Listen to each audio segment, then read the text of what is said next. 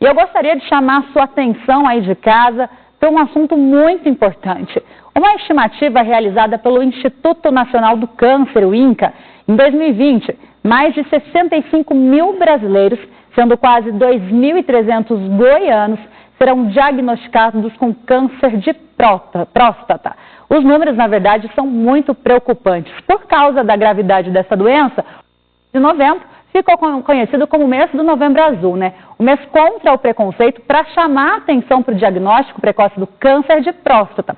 E sobre esse assunto, eu vou conversar agora com o médico Marcel Cabral, que é médico urologista, atua no Hospital Araújo Jorge aqui de Goiânia. Doutor, muito obrigado pela sua companhia aqui com a gente, pela sua participação no nosso programa.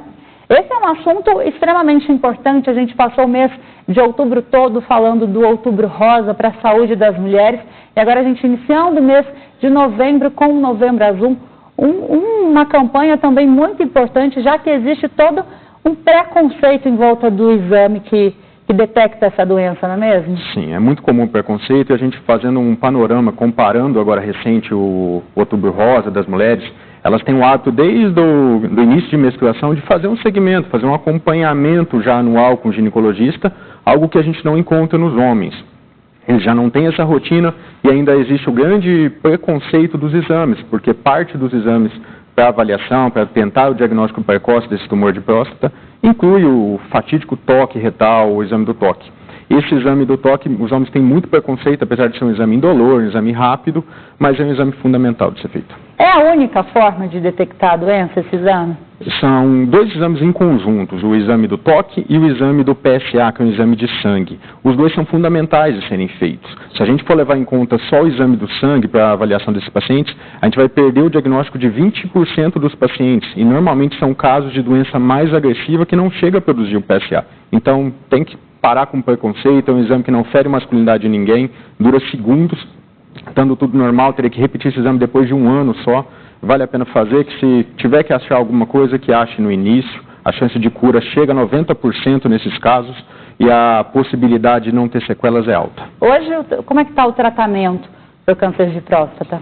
Evoluiu bastante o tratamento em relação ao câncer. A gente tem como opções de tratamento curativo a cirurgia, que é retirada totalmente a próstata, e a radioterapia, um ou outro no geral, e pode ser complementares eventualmente, se necessário.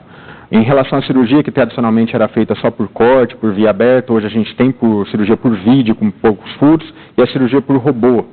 Essas duas últimas modalidades, além de trazer o paciente mais rápido para a recuperação laboral, de voltar ao trabalho, a recuperação também da parte funcional, que é a parte da continência urinária, que é o controle da urina, e a parte da potência sexual são bem mais precoces nesses casos, com a mesma chance de cura do câncer. A gente tem um número aqui, o INCA, que é o Instituto Nacional do Câncer.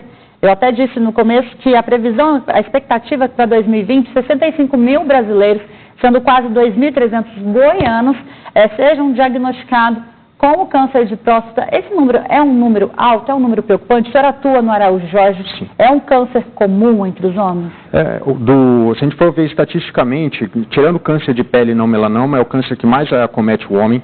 É um câncer relativamente muito frequente e curável. A gente tem um agravante nesse ano que a gente tem que levar em consideração, que foi a pandemia. Muitos pacientes deixaram de fazer segmento, de fazer exames, de ir ao médico. A Sociedade de Urologia soltou uma pesquisa recente que mostra que 55% dos homens que já iriam fazer algum acompanhamento ou tratamento não foram no médico esse ano. Então a gente preocupa que normalmente já é um diagnóstico tardio em 20-25% das vezes, que esse ano pode refletir em a gente pegar doenças mais avançadas, piorar nossa chance de cura. Então é muito importante essa oportunidade de ficar na mídia, a importância do homem fazer o seu segmento e recuperar principalmente esses períodos de pandemia que ficaram ainda sem avaliação. Então esse número de 65 mil para 2020, para 2021 pode ser que aumente ainda mais? Infelizmente. E quem deve fazer esse exame? A Sociedade de Urologia preconiza que homens acima de 50 anos iniciem sua avaliação anual e alguns casos onde a doença normalmente aparece um pouco mais precoce, normalmente é um pouco mais agressiva, que é o caso quando tem história familiar. Só para exemplificar, quando tem um parente de primeiro grau cometido, a chance dobra em relação à população geral. E no caso de dois parentes, irmão, pai, essa chance vai 6 vezes maior do que a população geral. Além disso, na população de raça negra e em pacientes obesos, também é mandatório a gente começar esse rastreamento um pouco mais precoce, que é com 45 anos, 5 anos antes da população geral. Doutor, a gente estava conversando aqui antes do programa entrar no ar, muito se fala da saúde da mulher, dos cuidados que a mulher tem com saúde, mas isso é importante que os homens também sigam esse exemplo, não esperar só a esposa, ou a irmã, ou a mãe pedir para ir no médico. Os homens também têm que se cuidar, né? Estatisticamente também, a gente for olhar para esse lado, o homem já vive em média 8 anos a menos do que as mulheres, que é um número relevante. E um dos fatores é o fato de não se cuidar tanto, não procurar atendimento. Essa oportunidade, às vezes, de fazer o acompanhamento que o urologista faz, às vezes é uma porta de entrada para o médico para a gente avaliar uma hipertensão arterial, um diabetes, fazer diagnóstico de outras doenças que também estão perdidas, que também afetam muito a sobrevida do paciente.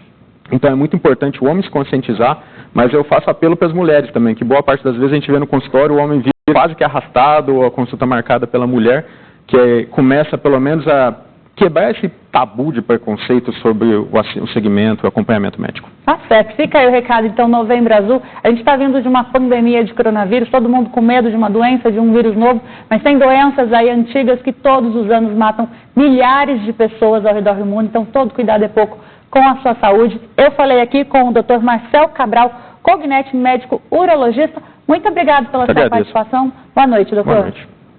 O Rally do